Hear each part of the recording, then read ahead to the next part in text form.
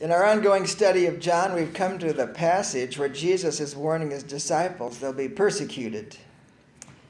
In the news this past year, we have heard of Christians being barbarically persecuted in the Middle East and elsewhere.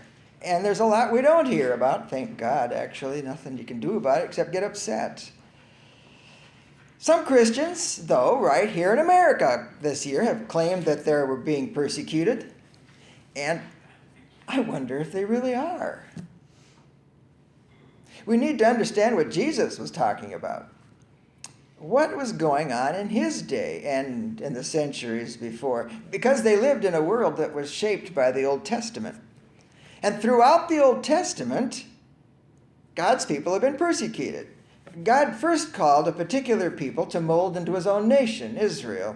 Then he called a prophet, Moses, to lead them to freedom and to blessing. And God gave them a law to teach them the best way that humans can live to bring blessing and prosperity, the kinds of behavior that work for people. But the law was never fully obeyed. They never did that year of Jubilee, for example, where the slaves are freed and everybody's debts are forgiven and started from fresh. They never did that. Instead, they rebelled against Moses and persecuted him. So the law accomplished then the opposite of what God's intention was. Instead of prosperity, it brought them ruin. Paul talks about this in Romans. Those who felt superior oppressed the others. They persecuted each other. The nation split into two, and they destroyed one another to the extent that even God decided he wasn't going to hang around anymore and left the temple. And then stopped speaking to them. No more prophets. For 400 years, apparently. Then John the Baptist came. You could call him the last Old Testament prophet, even though he was in the New Testament. And he declared that, okay, all those prophets came. Well, today the Messiah himself is here. God's Son came. And at Christmas we celebrate Messiah's arrival as Jesus. This man went around the country demonstrating the purpose, the original intent of the law, that it was to bless people and to nurture them and to heal them, bring them prosperity. But that message and all his actions were just an irritating goad in the side of the opportunists and the fundamentalists and the rulers. Jesus had to be stopped. No, in our passage today in John, Messiah Jesus is walking with his disciples through the dark streets of Jerusalem on his way to the Mount of Olives, where they stayed, and he's warning them that they will be treated just like the leaders are treating him. So let's read John 15:17-25. This is what I command you, love one another.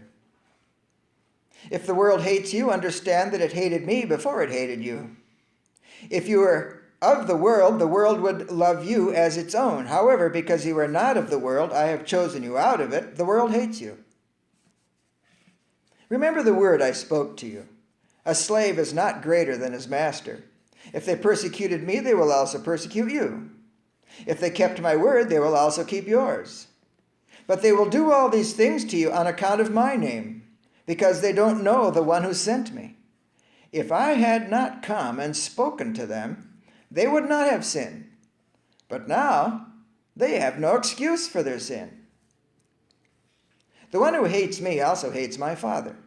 If I had not done the works among them that no one else has done, they would not have sinned. But now they have seen and hated both me and my Father. But this happened so that the statement written in their scriptures might be fulfilled. They hated me for no reason. So who is the they he's talking about? Who's he referring to? Well, first, of course, he's referring to all those Jews who rejected him. They would also persecute the disciples, as we see all the way through the book of Acts. But it didn't stop there. No, Jesus broadened his warning. He used this vague reference to the world. The world, that's religion and culture that's influenced by the will of Satan, working through humans. That's the world. And the world then will also persecute the disciples. So the first martyr from persecution came when the Jews stoned Stephen for saying he saw the Messiah sitting at the right hand of God. But then the world changed tactics. Instead of only using direct assaults against Christians, the world's attacks became stealthy, from within. Persecution took the form of syncretism, mixing religions and traditions and cultures and philosophies. It's called syncretism. So these Christians were apparently making up new kinds of Christianity from the world. That is, from Greek philosophy mixed with Judaism, maybe even mixed with animism and idolatry of their traditions and cultures. Once they had made up this new kind of Christianity, they'd fight over it. You can see it in the letters. So the remarkable thing in John's day, 100 years or so after Christ died, was that there were a number of so-called Christians who were persecuting other Christians. Not only did persecution come from within Christianity, they were also persecuted from the Roman government. The government thought Christians were disloyal citizens because they wouldn't worship Caesar. And Caesar worship what was holding the whole empire together. So they couldn't abide someone not worshiping their God.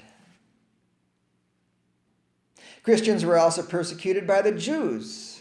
It got worse and worse until all the Christians were kicked out of the synagogues. At first it was thought of as a Jewish sect, but it isn't, and they were kicked out. And there's speculation that John, the Gospel of John, was written to address this problem. Well, these Jews then began to spread malicious rumors about Christians. They said Christians were revolutionaries. They said they were cannibals because of the Lord's Supper, where it says we eat Jesus' body. They were accused of flagrant immorality because every week they held a love feast, they called it, and it was claimed that this was really an orgy. They were said to destroy family relationships, dividing homes. And of course, that one was true. Still is today. That's what Jesus said would happen. Jesus' warning is the same today. Factions of radical Islam persecute and even kill Christians as idolaters and infidels. Communism in North Korea and China continue to persecute Christians. The Chinese have taken all the crosses off the churches, even though they are printing Bibles. Radical Hindus are persecuting Christians, even killing them. They have this new nationalistic Hindu party that's governing India now, not doing much about it. And the most incredible thing to me, the religion that's supposed to be most pacifist, Buddhists, are also persecuting Christians. So the only support Christians have is from within our own fellowship. But instead of obeying the command of Jesus to love one another so that our love would carry us through the persecutions, instead of loving, Christians just keep splitting into factions. The Russian church, Orthodox church, are our cousins. And yet the whole Ukraine conflict is divided into this religious controversy. I don't know if you've heard about that. So the church is even divided. We're persecuted from within and from without. Most of the letters in the New Testament are written to address this issue. The problems of persecution within the church and outside from the world. That's what the letters are for. And we still have those same problems. Sometimes I read passages like what we just read today, and I get kind of concerned about myself because he says, everyone who follows his name will be persecuted. Well, I haven't had any persecution. Makes me kind of worry.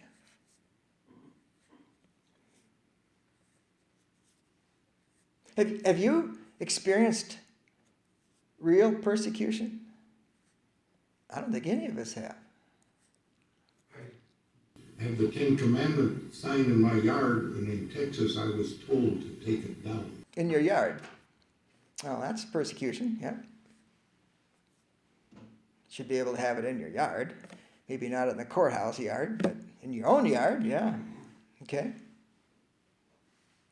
Did you ever wonder why Christians don't experience serious persecution in our country? It's because one of our founding principles of our country is religious freedom. The separation of church and state is what Jefferson called it. We in America like to claim we're founded on Christian principles and values, and I believe we are.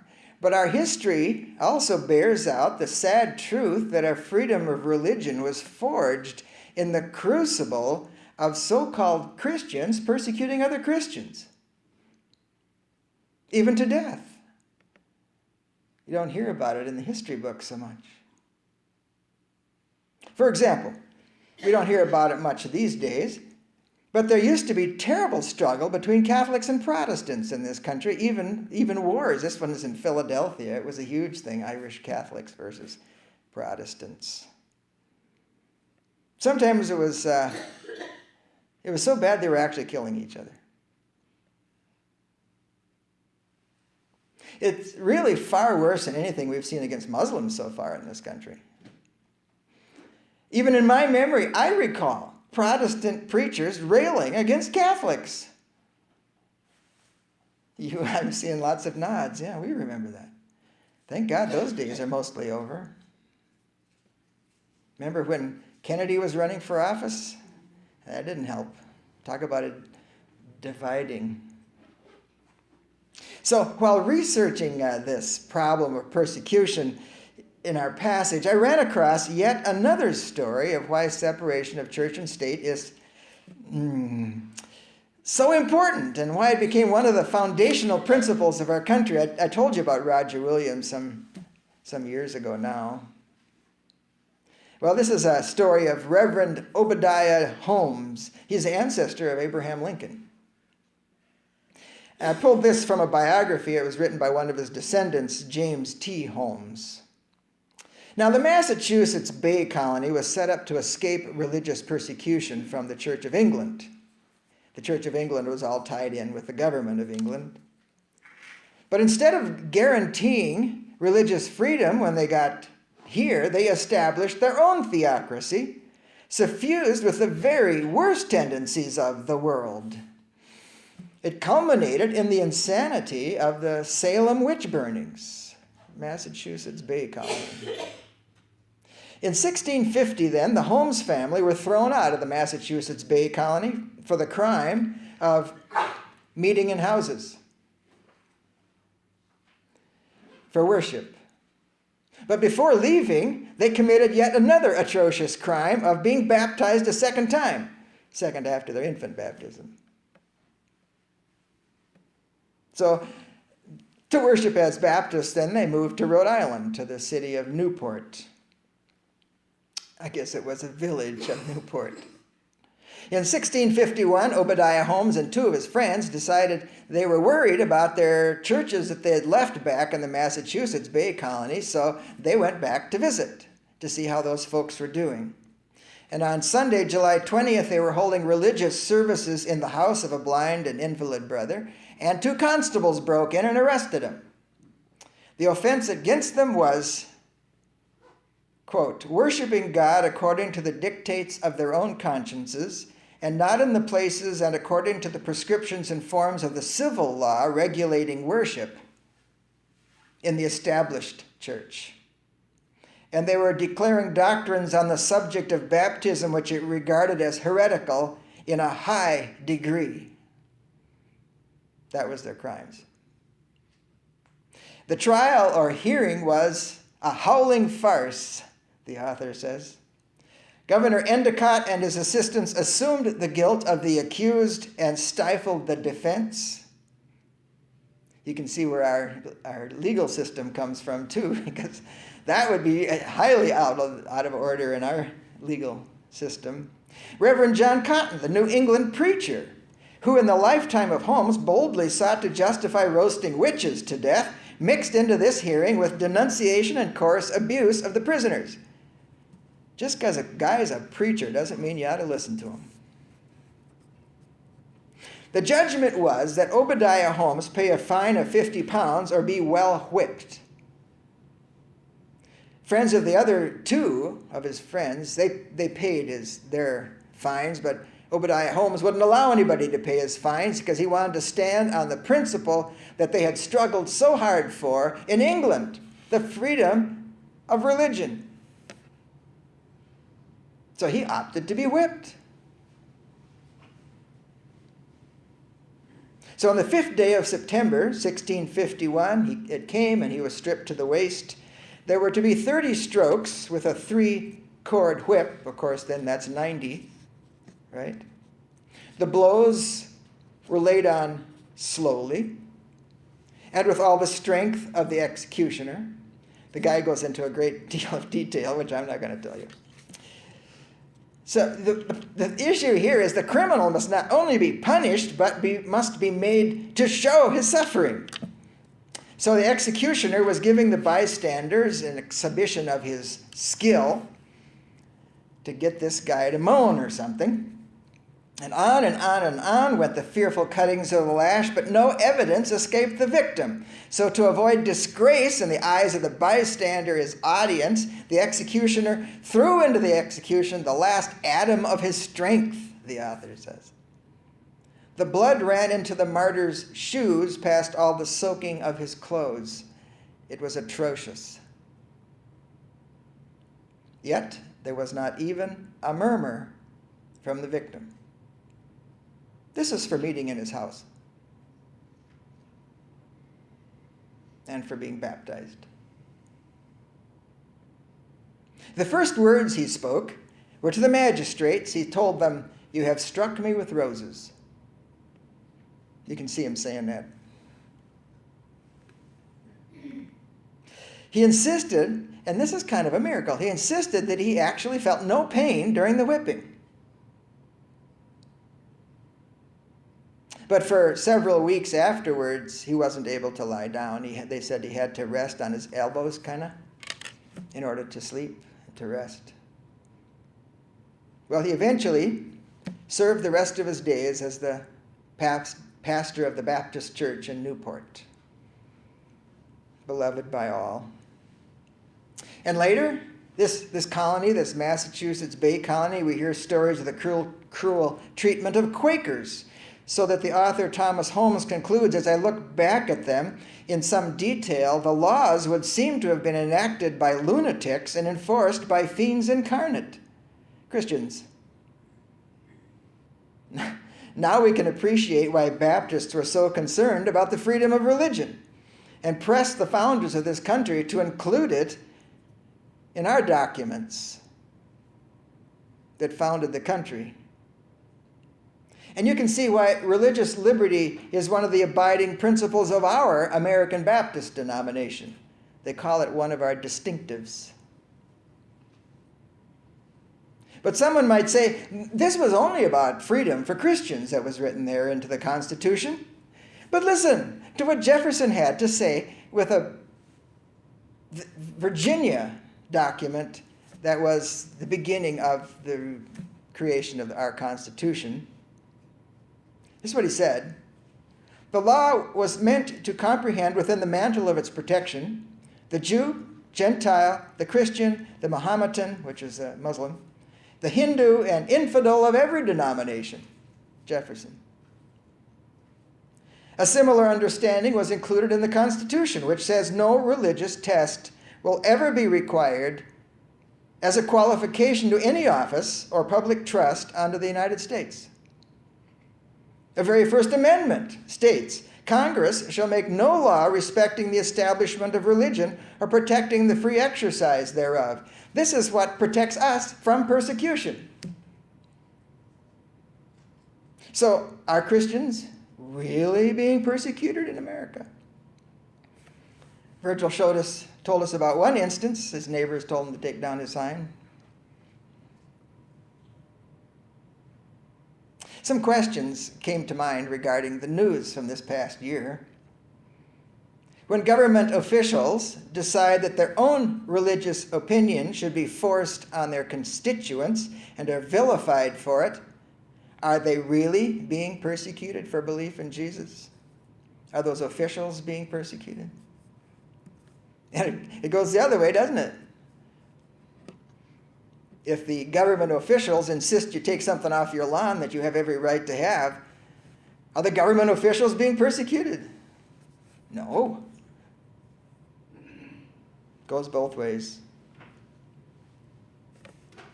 Is it really the persecution that Jesus was talking about when the government officials refuse to do their jobs and then are threatened to be fired? Is that persecution that Jesus was talking about?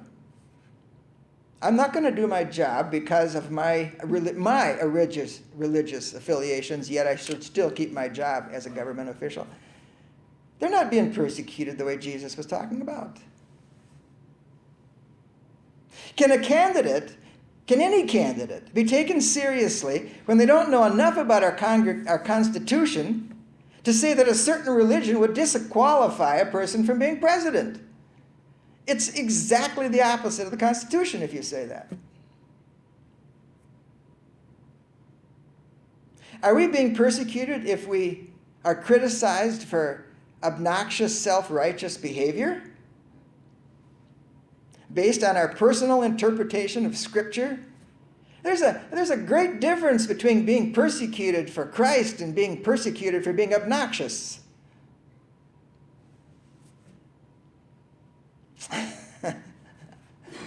The more I thought about this, the more I thought, yeah,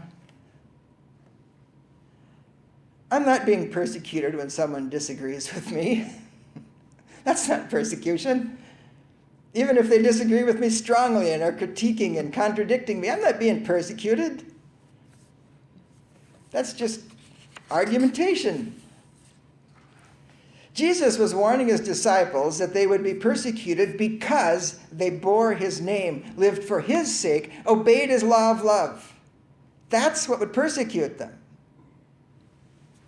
That's what the law was sent for, is to create blessing and harmony and prosperity and healing and nurturing. You know, love is a fruit of the Spirit. It's the law of Messiah Jesus. The love is the law that Jesus set down. He warned us persecution will come because of his name. Let us not persecute other people in his name. Let's not persecute other people because we're Christians. That denies the whole purpose of the gospel. It makes the whole thing look like it's evil. And it's supposed to be wonderful and nurturing. And it's frustrating to me to see people using the gospel as a cudgel to hurt people, because it's the opposite of what we should be doing. Instead, Jesus commanded his followers to love one another in spite of what they do.